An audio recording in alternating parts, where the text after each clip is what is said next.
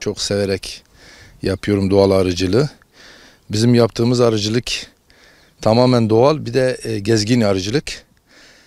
Şu an bahar mevsimi bitmek üzere. Bahar mevsimi bitmek üzere. Ondan sonra biz bir 10 gün sonra yaylaya çıkarıyoruz.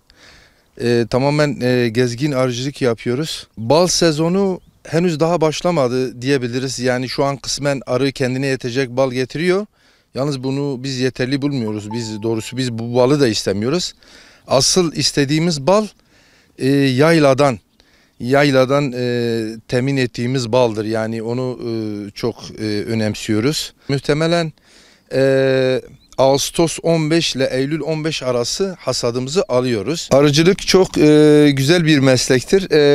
Tabii bölgede arıcılık yapan hemşerilerimiz de vardır. Tabii bazı sıkıntılarımız da var. Özellikle gezgin arıcıların mesela çiçeği, mevsimi takip ettiği için sürekli yer değiştirmek zorunda kalıyor.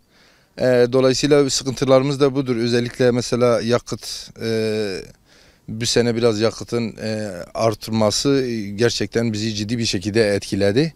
Çünkü biz sürekli çiçeği, doğayı takip etmek zorundayız ve bu şekilde balı elde ediyoruz. Bizim sıkıntılarımız bu.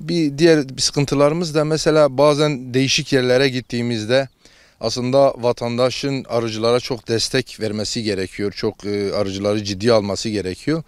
Zaman zaman bazı sıkıntılar yaşıyoruz. Mesela bıraktığımız arazi şartlarında kimisi kabul ediyor, kimisi kabul etmiyor. Bazen biz de muhtarlarla irtibata geçiyoruz. Zaman zaman bu sıkıntılara da yaşıyoruz. Özellikle yetkililerden şunu istirham ediyoruz: arıcılara bir kolaylık sağlasınlar. Rahat doğal arıcılık yapsınlar. Tamamen doğal çalışsınlar. Şartları kolaylaştırsınlar ki bu şekilde verim alalım. Hizmet yapalım, herkese bir faydamız olsun, bir de gerçekten kaliteli bir bal üretelim yani. Bu sene maşallah mevsim kuraklıkla başladı, sonradan mevsim değişti, iyi bir yağmur yağdı. Yayla çok ciddi bir yağmur yağış aldı. Bu sene çok güzel bir hasat bekliyoruz, Allah izin verirse inşallah. Dediğim gibi Ağustos 15 ile Eylül 15 arası hasadımızı alacağız. Ve biz gerçekten de şaka değil, çok yaptığımız iş çok ciddi bir iştir ve tamamen de doğal çalışıyoruz. Bir de böyle bir şey de var. Şimdi hakkı yayla balı da donuyor. Zaman zaman biz bunu vatandaşa anlatamıyoruz. Yani kristalize oluyor. Niye? Çünkü içindeki hücreler canlı olduğu için donuyor. Biz bunu da yavaş yavaş bölge halkına %50 anlattık. Geri kalan %50'yi de inşallah başaracağız. Yani o hakiki balın kalitesini. Bizim bölge hakikaten dünyaca çok ünlü Toros Dağları, Bitlis, Sason, Serhat bölgesi, yani Adilcavaz, Subhan Dağı, bizim bu Toros Dağları balı dünyaca gerçekten çok kaliteli bir baldır. Prolin oldukça yüksek çıkıyor ama biz bu balımızı yeterince tanıtamadık.